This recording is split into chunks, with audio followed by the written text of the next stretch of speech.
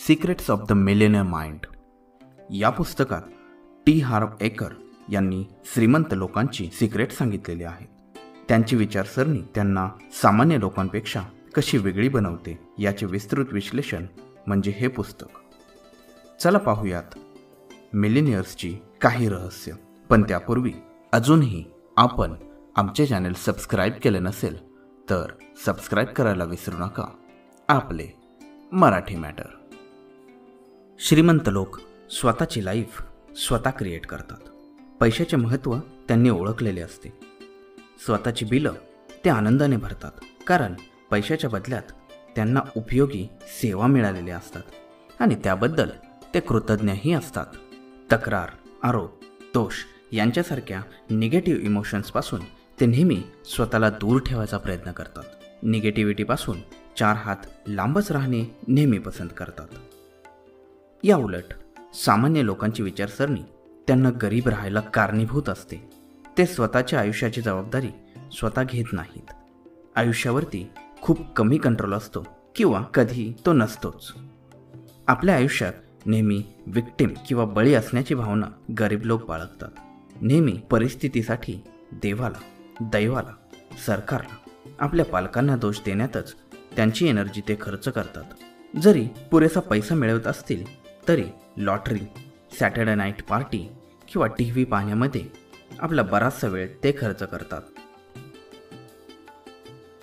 श्रीमंत लोक पैशाचा खेळ जिंकण्यासाठी खेळतात, तर गरीब लोक हरू नये म्हणून खेळत असतात. गरीब लोक पेचेक टू पेचेक आयुष्य जगतात. त्यांचे गोल बिल भरणे इतके पैसे मिळवणे आणि महिन्याचा खर्च भागवणे एवढेच असते. श्रीमंत लोक श्रीमंत बनण्यासाठी स्वतःशी वचनबद्ध असतात. त्यासाठी हवे तेवढे काम करण्याची, पडेल ते कष्ट करण्याची त्यांची तयारी असते. त्यांचा युनिव्हर्सला दिलेला मेसेज अगदी क्लिअर असतो. मला श्रीमंत बनायचं आहे. मी श्रीमंत बनेलच, नाहीतर प्रयत्न करतच माझा शेवट होईल. पण माझे प्रयत्न थांबणार नाहीत हे नक्की. अशा कमिटेड लोकांनाच मग दैव ही मदत करते. त्यांना संधी उपलब्ध करून देते आणि शेवटी त्यांना श्रीमंतही बनवते. या उलट सामान्य लोक, ज्यांना श्रीमंत होण्याची फक्त इच्छाच असते, पण ते नेहमी श्रीमंत झाल्यावरही बनणाऱ्या असुरक्षिततेच्याच भावनेत असतात आणि मग श्रीमंत होणे कसे वाईट आहे हे स्वतःला समजावत राहतात. श्रीमंत झाल्यावर जर मी माझी सारी संपत्ती गमावली तर, जर मी ती सांभाळू शकलो नाही तर, या जर तरच्या भावनेमध्ये हे लोक अडकलेले असतात. श्रीमंत विचारसरणीच्या लोकांना मिळणारे पैसे हे त्यांनी दिलेल्या टाईम आणि व्हॅल्यूच्या मोबदल्यात असतात. ते कधीही एका फिक्स पगारावरती काम करत नाहीत. लोकांच्या आयुष्यात जास्तीत जास्त व्हॅल्यू ॲडिशनचे काम ते करतात आणि त्यातून जास्तीत जास्त नफा कमवतात. या उलट गरिबांना अपयशाची भीती नेहमी सतावत असते. श्रीमंत लोक रिस्क घ्यायला तयार असतात. रिझल्ट बेस्ड रिस्क ते नेहमी घेत असतात. मग स्वतःचा बिझनेस असो, स्टॉक ऑप्शन्स असो, प्रॉफिट शेअरिंग असो, जास्तीत जास्त रिस्क म्हणजे जास्तीत जास्त नफा हे त्यांचे सूत्र. या उलट गरीब विचारसरणीचे लोक आवरली वेजेस किंवा फिक्स्ड इन्कमवरच अवलंबून असतात, कारण त्यामध्ये रिस्क कमी असते आणि म्हणूनच मिळणारा रिटर्नसुद्धा कमीच असतो. श्रीमंतांकडे असणारा पैसा त्यांच्यासाठी काम करतो आणि असणाऱ्या संपत्तीला अजून संपन्न बनवतो. श्रीमंत लोक त्यांचा जास्तीत जास्त पैसा passive income, bonds, real estate, shares, royalty इत्यादींमध्ये गुंतवतात. जास्तीत जास्त पॅसिव्ह इन्कम क्रिएट करण्याकडे त्यांचा भर असतो. त्यांची थिंकिंग ही लाँग टर्म असते. खूप पैसा कमावून कमीत कमी खर्च करतात. जास्तीत जास्त ॲसेट क्रिएट करण्यामध्ये आपली एनर्जी ते खर्च करतात. मिळणारा प्रत्येक रुपया हा त्यांच्यासाठी सुवर्णसंधी असतो. एक बियाणे म्हणून तो काम करतो आणि जसं बियाणं रुजल्यावर जास्तीत जास्त फळं निर्माण करतं, त्याप्रमाणे हे गुंतवलेले पैसे श्रीमंतांना अजून श्रीमंत बनवते. या उलट सामान्य माणूस पैशासाठी काम करतो, खूप कष्ट करतो, पण नेहमी मिळणारा पैसा हा त्याच्यासाठी कमीच असतो. कारण तो आधी खर्च करतो आणि नंतर शिल्लक राहिले तर ते गुंतवतो. त्याचे गोल्स शॉर्ट टर्म असतात. इमिडिएट ग्रॅटिफिकेशनला त्याच्या आयुष्यात महत्त्व असते. तो फक्त आत्ताचा आजचाच विचार करतो. ॲसेट किंवा मालमत्ता कमी आणि लायबिलिटी किंवा जबाबदाऱ्या त्याच्या आयुष्यात जास्त असतात.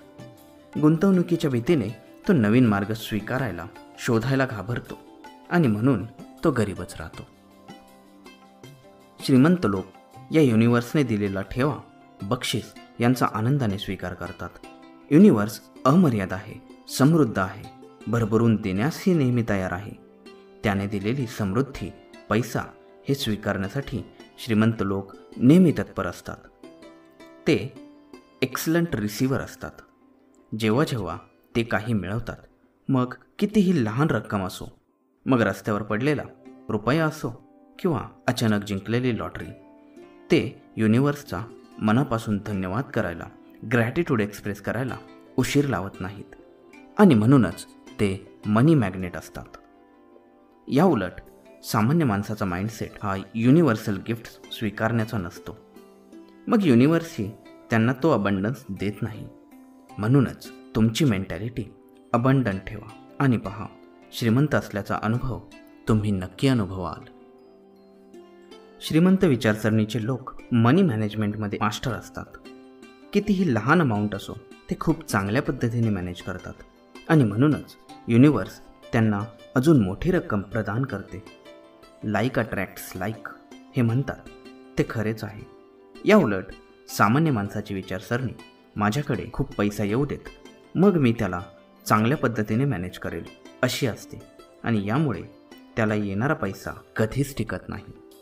मनी मॅनेजमेंटसाठी लेखक श्रीमंत लोकांचा फॉर्म्युला सांगतो.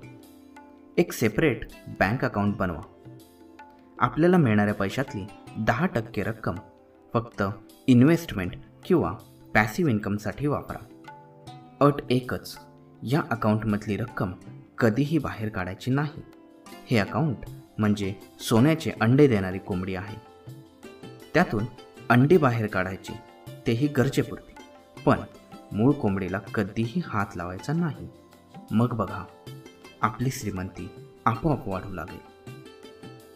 एकदा सवय लावून तर पहा. हीच सवय लावलेल्या एका व्यक्तीचे उदाहरण लेखक पुढे सांगतो.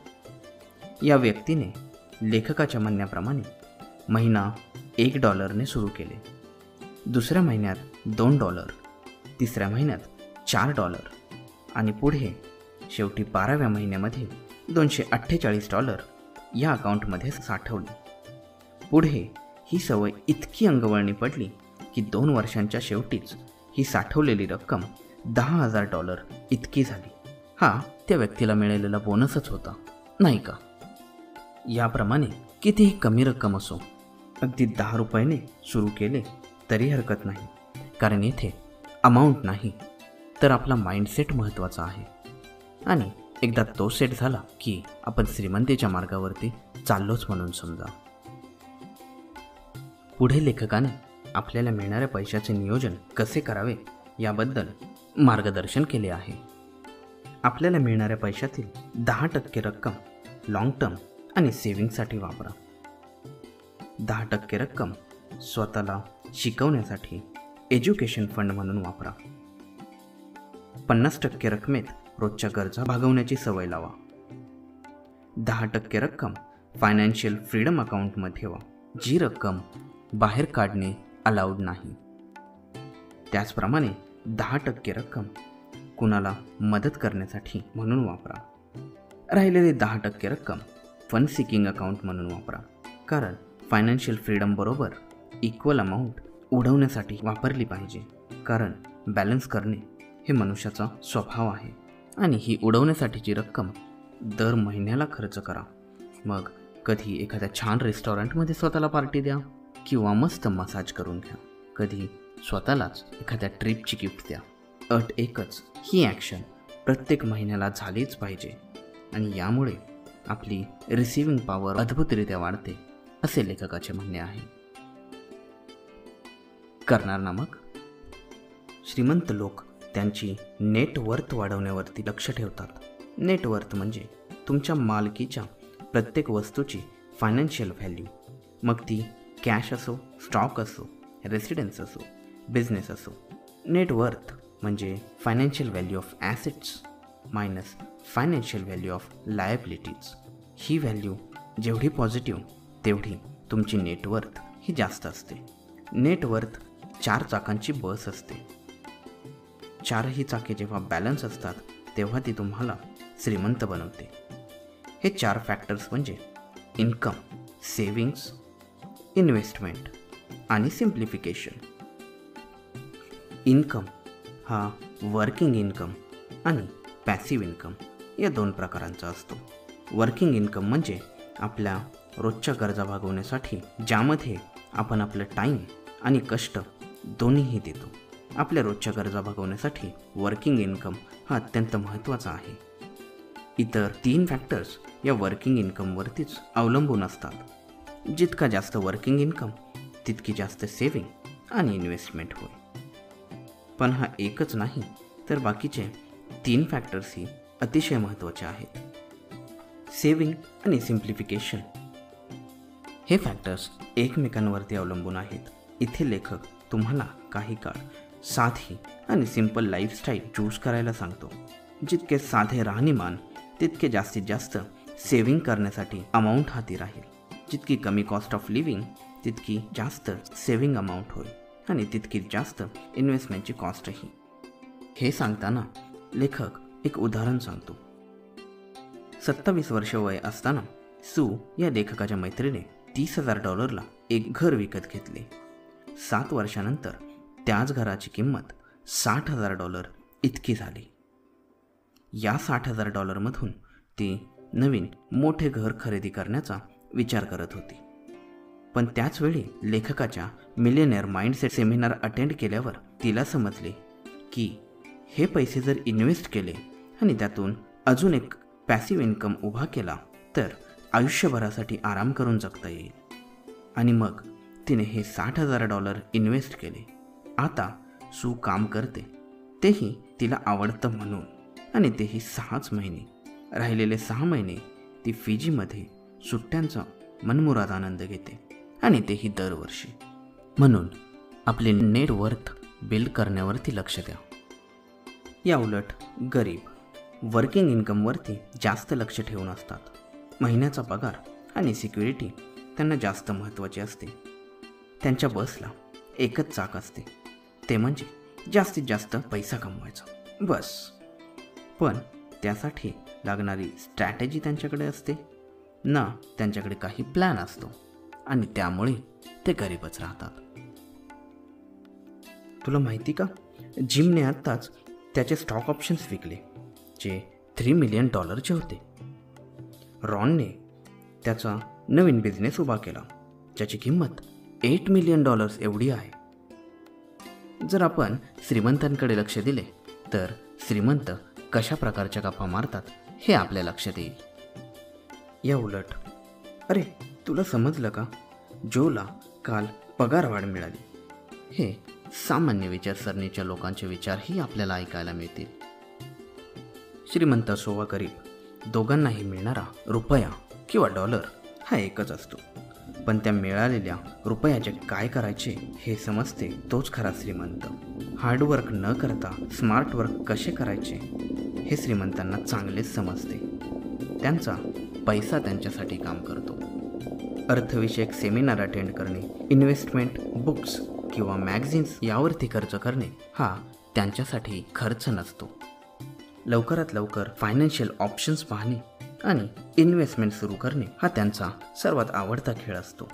जास्तीत जास्त फोकस ते ॲक्टिव्हकडून पॅसिव्ह इन्कम बनवण्याकडे करत असतात.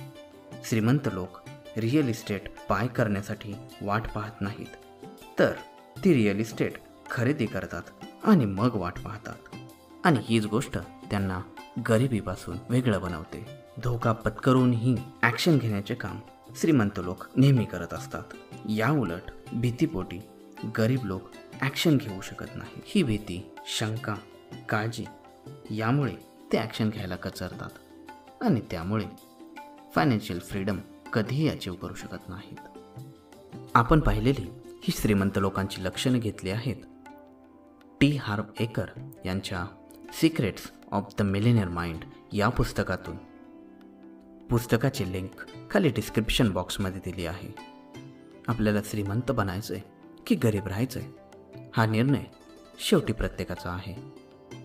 पण श्रीमंत बनायच्या संधी सर्वांकडे आहेत हे या पुस्तकातून शिकायला मिळते. आवर्जून वाचण्यासारखे संग्रही असायला हवे असे हे पुस्तक वाचायला विसरू नका. आणि हो, अशा प्रकारच्या आणखी व्हिडिओंसाठी सबस्क्राईब करायला विसरू नका आपले मराठी मॅटर. धन्यवाद.